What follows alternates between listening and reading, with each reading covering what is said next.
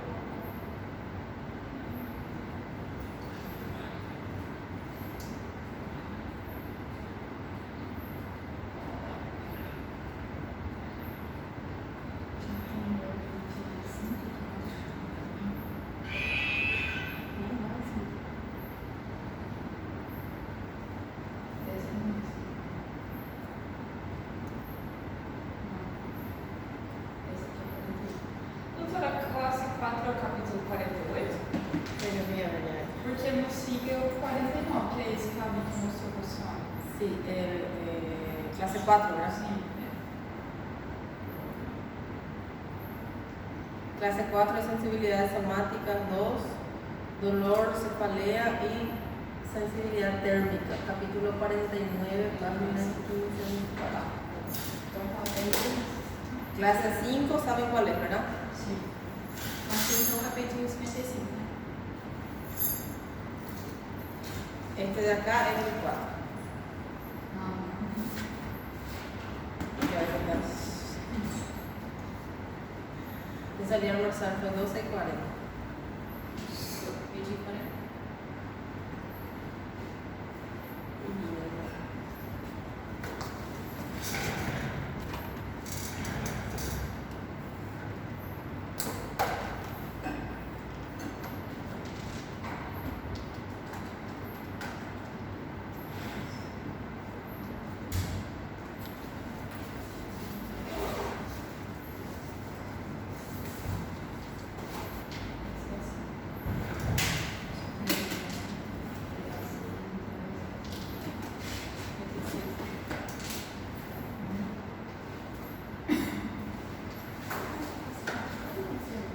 Buenas tardes, ¿cómo están? ¿Todo bien?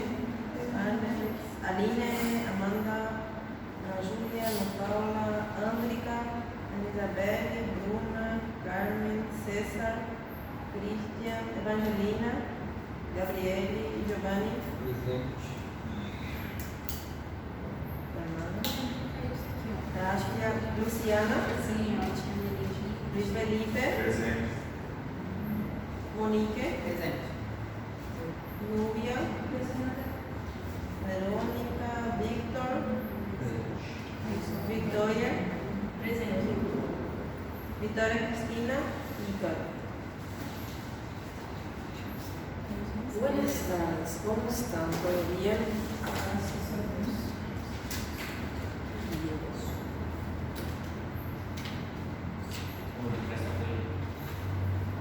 Deus está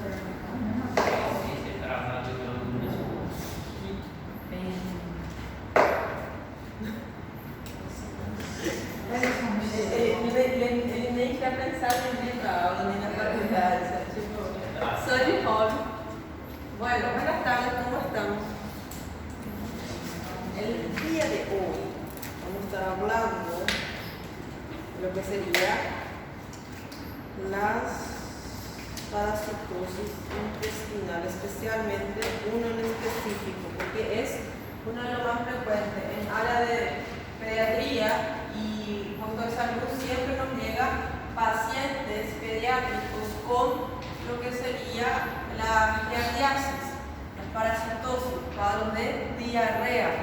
Vemos que cuando hablamos entonces de la parasitosis, todo más tenemos que tener tener en cuenta que tenemos que realizar el tratamiento adecuado y oportuno al paciente para estar evitando deshidrataciones, malabsorciones, complicaciones en el paciente, y también tenemos que darle también a la mamá lo que sería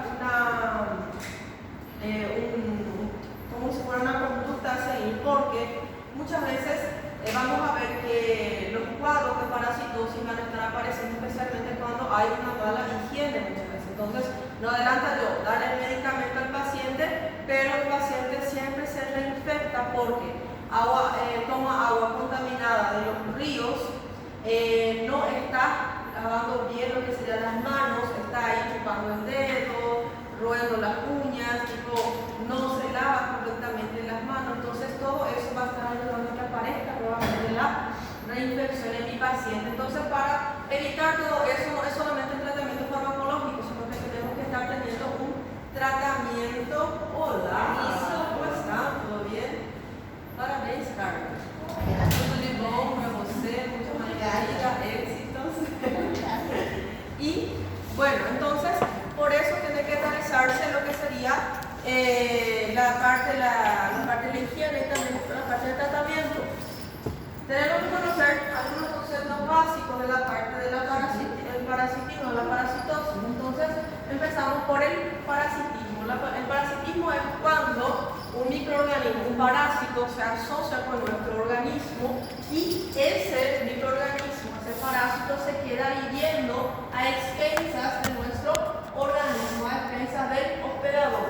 Nosotros tenemos los hospedadores que van a estar dando nutrientes y protección física a estos parásitos, porque esos parásitos necesitan de una protección, necesitan de un lugar donde se tienen que mantener vivos para multiplicarse y producir sus clínicas. Entonces, por eso necesita de nuestro organismo. Vemos que el parásito va a ser el microorganismo metabólicamente que va a estar dependiendo de nosotros.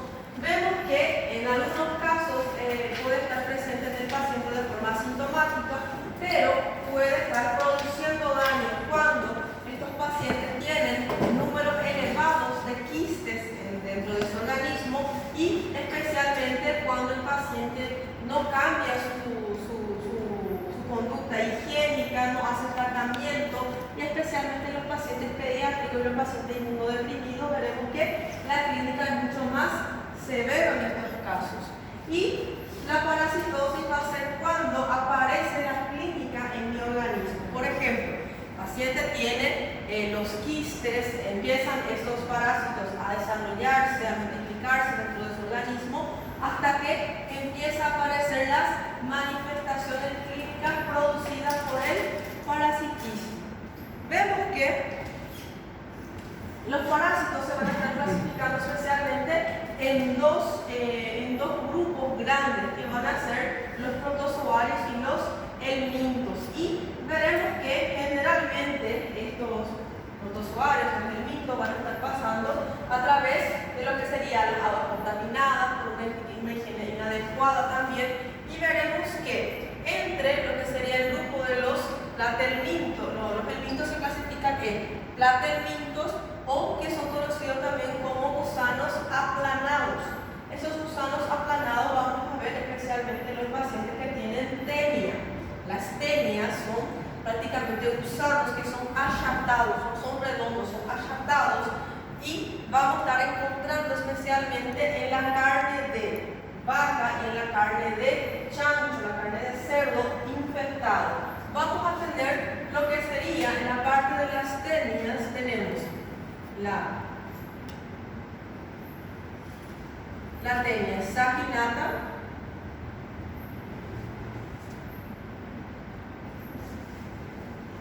Taenia es, pero voy a escribir así.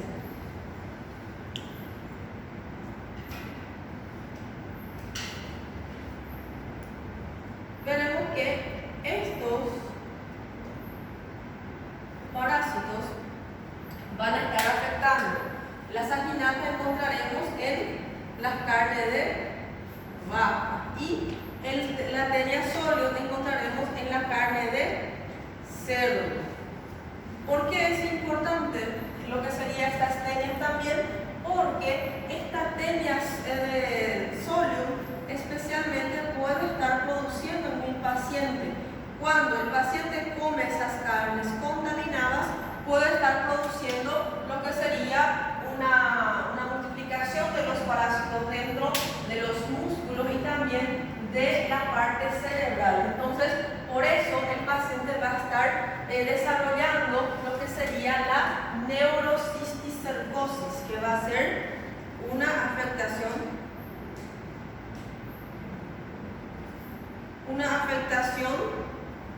del sistema nervioso del paciente, donde estas tenias se van a estar multiplicando, creciendo y produciendo cuadros neurológicos que pueden llevar a la muerte a mi paciente, especialmente si el paciente tiene algún tipo de cuando tiene algún tipo de enfermedad que afecta la parte inmunológica. Y vemos que entonces cuando hablamos de los platelmintos siempre nos acordamos de las tenias. Después tenemos lo que serían los nematelmintos. Los nematelmintos van a ser los gusanos que son ya redondos. Dentro de los nematelmintos más frecuentes encontraremos, por ejemplo, a lo que sería al ascaris. El ascaris, que es generalmente lo que se dice normalmente como crianza de imberbis. Hay un gusano, digamos así, de la boca del paciente o de la parte con las heces. Entonces, es eso lo que vamos a estar encontrando en las heces de esos pacientes infectados con esta patología. ¿Cuál es la diferencia entre los helmintos y los protozoarios? Es que los helmintos nosotros conseguimos ver a simple vista, no es decir, no se pega un microscopio para observar estos parásitos. Ya los protozoarios no conseguimos ver a simple vista, solamente con la ayuda de microscopio.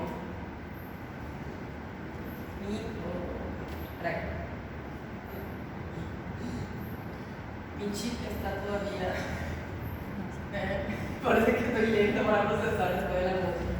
Bueno, entonces vamos a estar viendo especialmente con la ayuda de los microscopios. Por eso es que el paciente que tiene cuadros repetitivos de giardia, por ejemplo, entonces generalmente va a suceder porque los quistes a veces tuvo algún tipo de contacto con heces o con tierra contaminada, con algo contaminado. Entonces generalmente esos quistes van a estar debajo de las uñas. El paciente no lavó bien las manos, justamente tiene lo que sería el hábito de estar quitando o estar comiendo las uñas. Entonces, en ese momento el paciente se puede estar infectando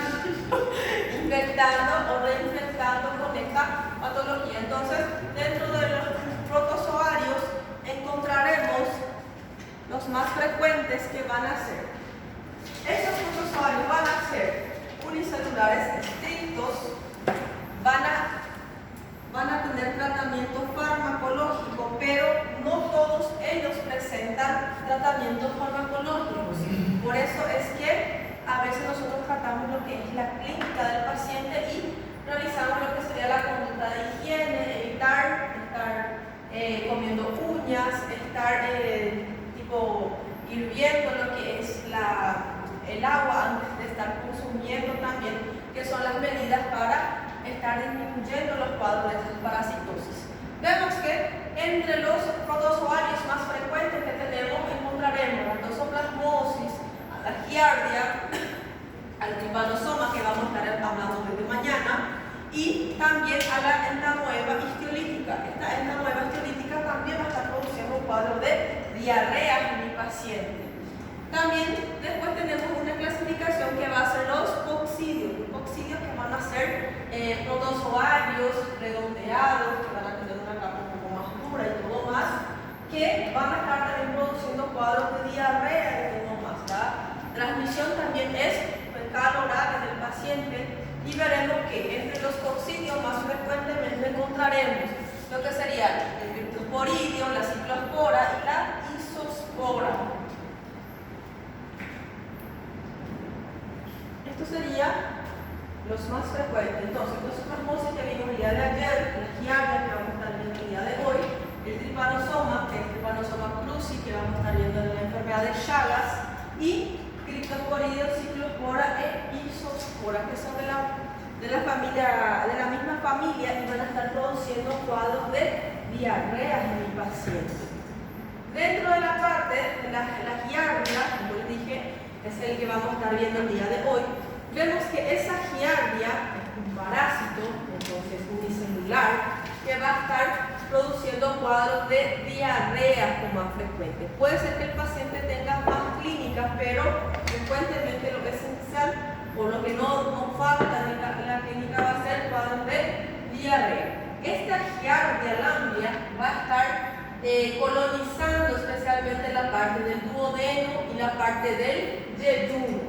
En los pacientes inmunodeprimidos, cuando el paciente tiene, por ejemplo, un VIH, cuando está muy comprometido ya su inmunidad, esta giardia puede estar produciendo lo que sería un cuadro de colecistitis. Va a hacer que ese protozoario viaje hasta la parte biliar del paciente y obstruya lo que es la vía biliar del paciente, entonces el paciente desarrolla un cuadro de colecistitis. Vemos que esa giardia va a ser un protozoario flagelado, porque contiene flagelos, digamos así, en su interior, y vemos que esto es lo que nosotros encontraremos en lo que sería el organismo del paciente. Va a estar presentando lo que sería núcleos y también va a estar presentando una placa succionadora. Esa placa succionadora le va a estar ayudando a que se adhiera a la pared del duodeno y del yeyuno y se esté alimentando, digamos así, y esté produciendo atrofia en las microvellosidades del intestino. Por eso es que en pacientes pediátricos es muy grave el cuadro cuando no se trata de forma correcta. Vemos que placa succionadora, para succionar.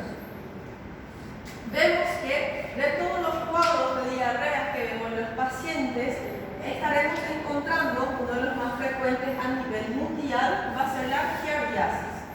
Vemos que en los países ya desarrollados, que ya tienen un sistema de salud mejorado, tienen todo agua potable, los países más desenvolvidos, prácticamente va a estar afectando a solamente el 2% de la población de adultos y 6 a 8% en niños.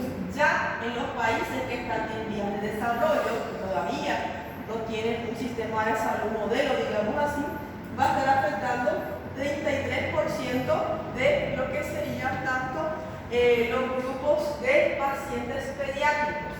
¿Dónde estaremos encontrando la giardia cuando afecta a nuestro organismo? Cuando entra en nuestro organismo estaremos encontrando especialmente la parte del intestino, tanto de animales como también el de personas.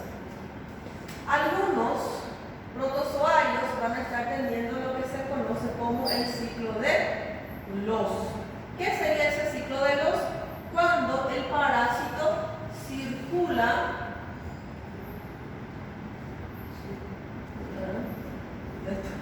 circula por la torrente sanguínea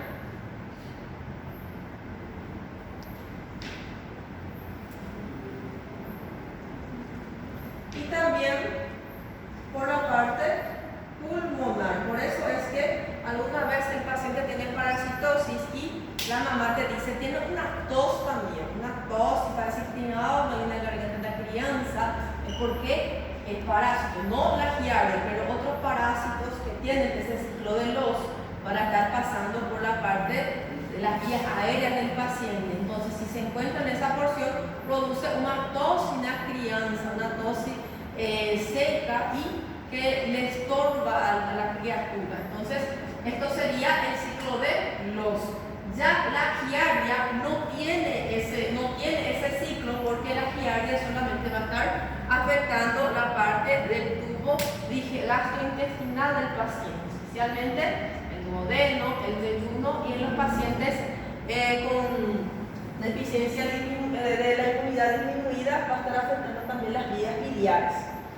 pero no tiene, la giardia no tiene el ciclo de luz. Entonces, ese microorganismo, ese parásito, no va a estar circulando por la sangre y también no circula por las vías respiratorias del paciente.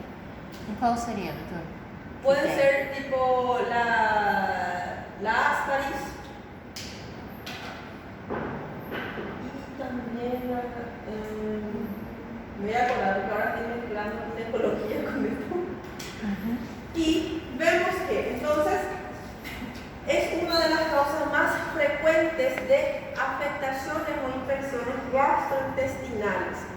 También vemos que van a estar produciendo lo que sería la sintomatología, especialmente la diarrea, y veremos que este parásito tiene una distribución mundial, ¿no? Va a estar pudiendo afectar todas las edades, todas las razas, todo y todo eso. Entonces, por eso se está distribuyendo de forma mundial.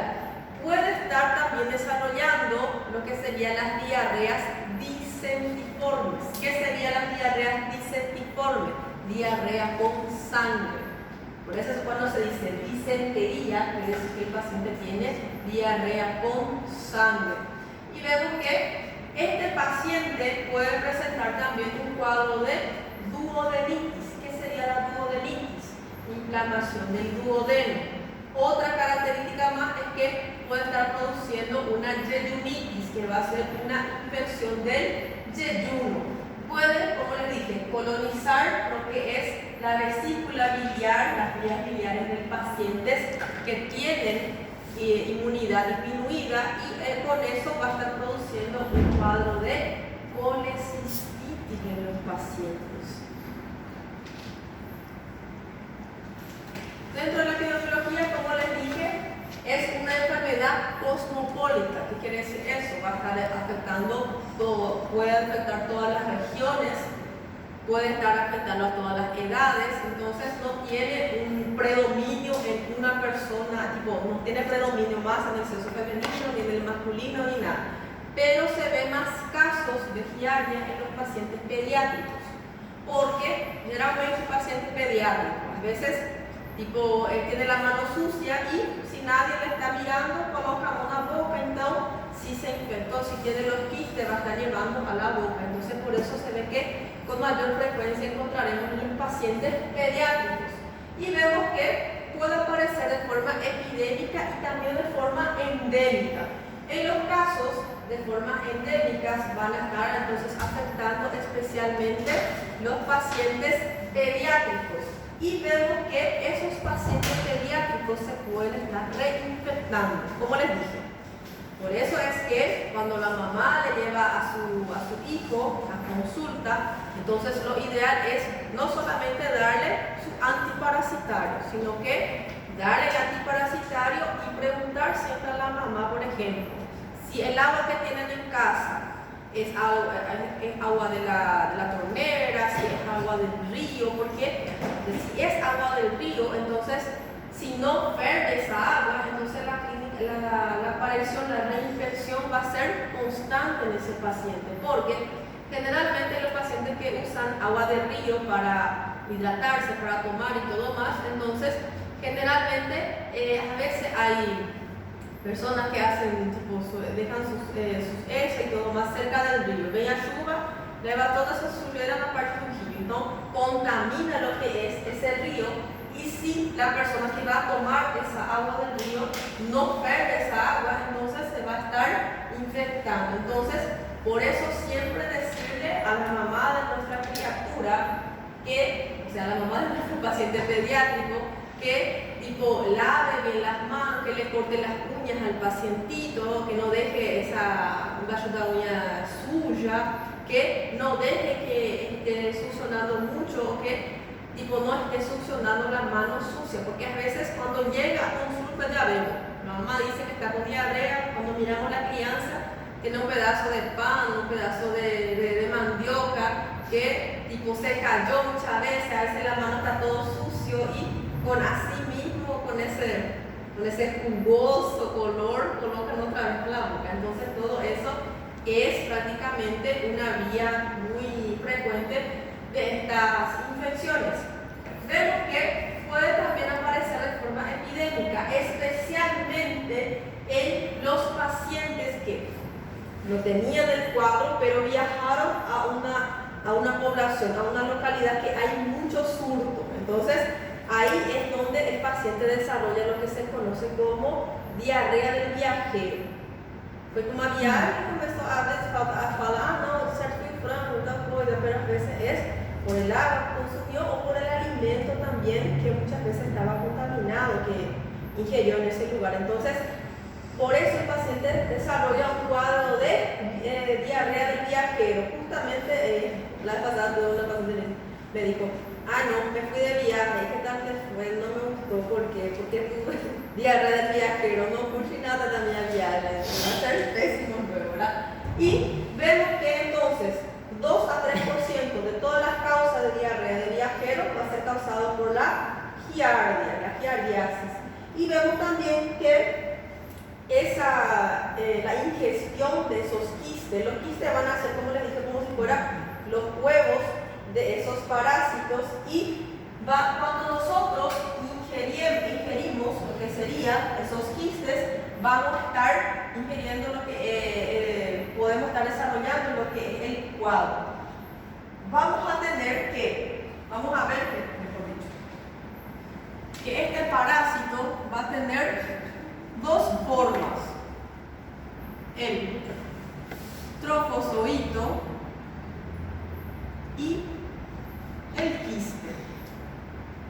El trofozoito es lo que nosotros encontraremos en el intestino. Es la forma no infectante. Y el quiste es lo que va a estar saliendo en las heces.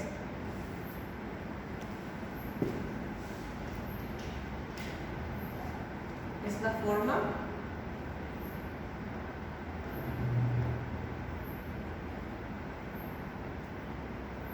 ¿por qué forma infectante y no infectante? Porque podemos ver que estos trofozoitos son prácticamente estos de acá. Ellos vamos a estar encontrando en lo que sería en la parte intestinal de mi paciente. Entonces, como si fuera una hoja, no se dibuja una hoja.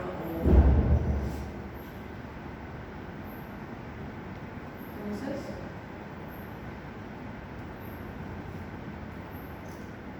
este sería nuestro trofozoito, ¿verdad?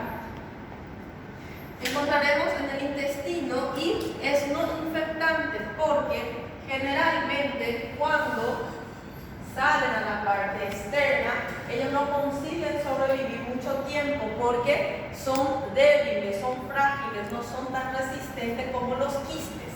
Los quistes ya son prácticamente, como les dije, como si fueran los propios huevitos, y estos huevitos ya van a ser prácticamente resistentes. Ellos son los que salen a lo que serían las heces y tiene la característica, esta capa le da resistencia para que él se quede mucho tiempo hacia afuera, él le hace resistente. Ese quiste puede pasar meses en agua fría, puede también resistir a cierto grado de temperatura y también puede estar permaneciendo en agua con cloro. Entonces, por eso se dice que es la forma resistente e infectante. Bueno, nosotros ingerimos lo que sería estos quistes. Entonces, estos quistes entran a la parte de nuestro organismo. Cuando llega a la parte del estómago, el ácido clorhídrico le va a estar rompiendo lo que sería esa capa, esa parte externa, y a partir de ahí va a formarse lo que sería el trofozoito. El trofozoito pasa a la parte del duodeno y del yeyuno y se queda feliz de la vida porque va a estar llegando a la pared, succiona la pared del intestino y se va a quedar ahí alimentándose, digamos así. Y veremos que este protozoario se va a estar dividiendo de forma asexuada. No necesito de un gametocito femenino ni masculino para que forme un nuevo ser, digamos así, un nuevo parásito, sino que ellos van a estar, tipo una vez que crece, parece que se divide de forma asexual y entonces va a estar multiplicándose en el organismo de mi paciente. Vemos que la transmisión va a ser prácticamente de 3 tipos. Vamos a ver que la transmisión puede ser fecal oral directamente, que es la forma más frecuente.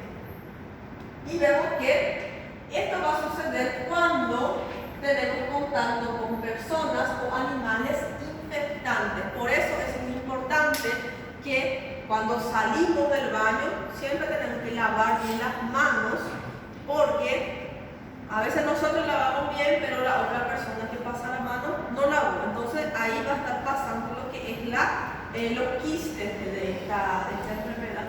Vemos que la otra transmisión va a ser fecal oral indirecta. ¿Cómo va a ser esa fecal oral indirecta? Por el consumo de agua o alimentos contaminados con quistes. Y vemos que después, en el año 1972, se hizo también estudios donde se vieron que esta giardia podía estar pasando a través de lo que sería la vía sexual.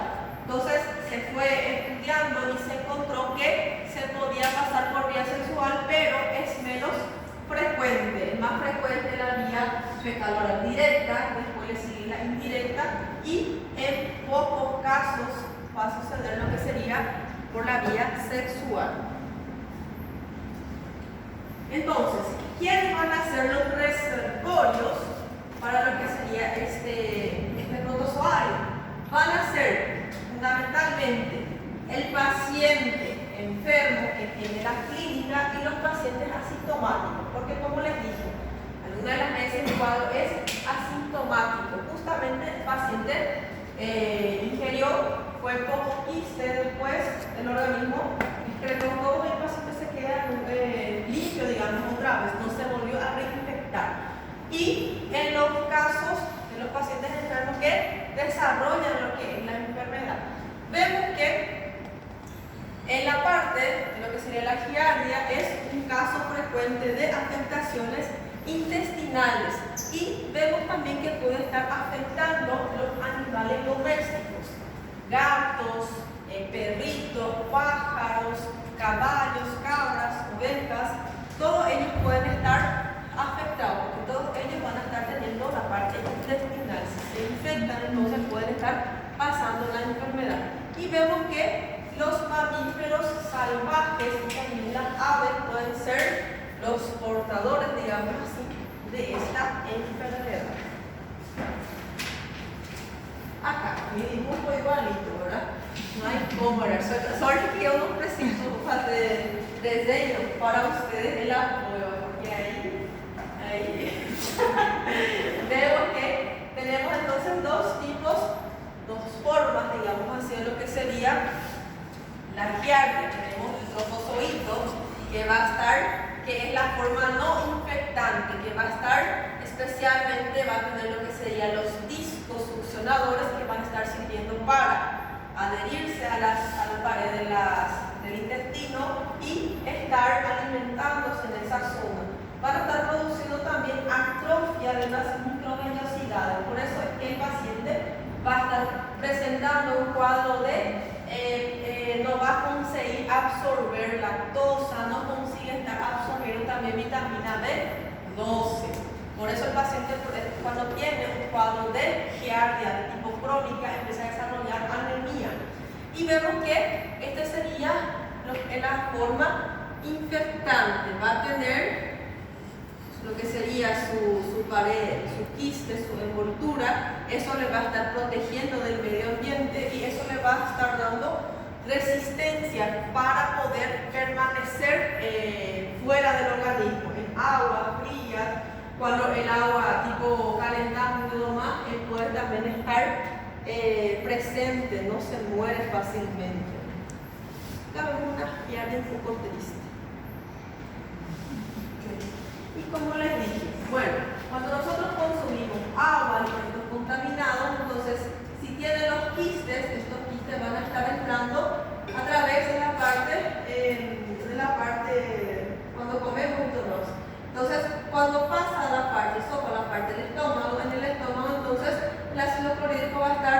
destruyendo lo que sería esa capa del quiste y va a estar empezando a salir lo que serían los trofozoitos. Esos trofozoitos entonces van a comenzar a ser activos, van a estar buscando la pared intestinal para estar alimentándose. Después, cuando se alimentan, están felices de la vida, empiezan a multiplicarse a través de lo que sería una división asexuada. Vemos que después, cuando se multiplican y todo más, cuando hay varios números de giardia, de trofozoitos, entonces empiezan a aparecer los síntomas variados del paciente. Después, cuando pasa de la parte cuando ya pasó por toda la parte intestinal del intestino delgado, cuando pasa la parte del intestino grueso, empieza a encapsularse. Todo lo que, tipo que era el trofozoito, empieza nuevamente a encapsularse, empieza a prepararse cuando pasa por la parte del colon y todo más, porque cuando sale a las heces nos vamos a estar encontrando los encapsulados que están en quistes y también encontraremos los trofozoitos, pero esos trofozoitos viven menos fuera del cuerpo. Y vemos que estos quistes generalmente van a estar siendo los que sobreviven fuera del hospedador, infectan nuevamente lo que es agua, alimentos contaminados y así va a estar pasando, siguiendo lo que es el ciclo de esta enfermedad. Professora, esse parasito pode disseminar para outra parte do sistema, ou só ficar no intestino? Se queda especialmente en la parte del yeyuno y el duodeno. El paciente con inmunidad disminuida, el paciente inmunodeprimido, puede estar viajando hacia la parte de la vía biliar, la parte de la vesícula biliar, pero hasta ahí nomás. Y vemos que acá podemos ver una imagen donde conseguimos ver lo que sería un quiste, ¿verdad? Un quiste, y vemos que esta forma infectante es el responsable de estar pasando la enfermedad, digamos así, a otras personas, y vamos a estar viendo que es el que más resiste fuera del organismo de mi paciente. Es resistente porque resiste a agua fría, a aguas que tienen cloro, y también muchas de las veces van a estar resistiendo a lo que sería hervor. Cuando yo agarro y coloco para ferver agua, entonces muchas de las veces él va a estar soportando todo eso. Entonces, acá, pero cuando es muy alto a veces ya no aguanta, ¿verdad? Pero generalmente, ahí nosotros nos preguntamos, ¿es para que esto ferve agua si no vaya a llantar? Pero vamos a estar disminuyendo los quistes. Por ejemplo, si era más abundante el trofozoito, ellos no van a botar esa agua caliente. Entonces vamos a estar destruyendo, porque veremos que si el paciente ingiere 1 o 2 quistes, muchas veces no va a estar produciendo la clínica. La clínica empieza a suceder o a aparecer cuando el paciente ingiere 10 quistes a más. Entonces, a partir de ese fervor de agua, entonces yo voy a estar disminuyendo los números de quistes muchas veces, y también les ayudaré a que no aparezca más la clínica en mi paciente. Professora, a acidez desse intestino da mata, não? La acidez del estómago faz com que se destrua o quiste, a envoltura, mas ele fica desse jeito. Não le destruye como debería de ser. No es tan potente. Entonces, preferiblemente voy a estar encontrando este protozoario en la parte del yeyuno y en la parte del duodeno también. Y en los pacientes, como les dije, cuando tienen una inmunidad disminuida, podemos estar encontrando también la vesícula biliar. Y vemos que estaremos encontrando el genotipo B de la giardia. Ese genotipo B va a ser el más severo, el que va a estar produciendo cuadros clínicos más graves. Genotipo B, entonces, va a estar produciendo un cuadro más severo. Pero depende mucho también de la inmunidad de mi paciente. Por ejemplo, si mi paciente tiene déficit de IgA, entonces el cuadro va a ser más severo. Si el paciente ya tiene un cuadro de desnutrición tipo proteico-calórico, entonces el cuadro también va a ser más severo en estos pacientes. Y vemos que la patogenia, ¿quiénes son los causantes para que el cuadro sea más grave? Depende especialmente de dos factores. Vamos a estar viendo los dependientes de la giardia intestinalis, que él ¿qué va a estar haciendo en la parte de las microvellosidades? Va a estar atrofiando las microvellosidades, y cuando hay esa atrofia de esas microvellosidades del intestino, entonces el intestino no consigue más estar absorbiendo, digamos así, especialmente las disacaridasa, como la lactosa, maltasa, sacarasa, y también le dificulta a la parte intestinal estar absorbiendo vitamina B12. Por culpa de esto es lo que el paciente desarrolla una anemia, porque no consigue más estar absorbiendo vitamina B12. Una anemia carencial. ¿Por qué carencial? Porque falta B12 y también el ácido folínico. Entonces, como ellos ayudan para que se produzca los eritrocitos y todo más, entonces va a estar afectando esa línea.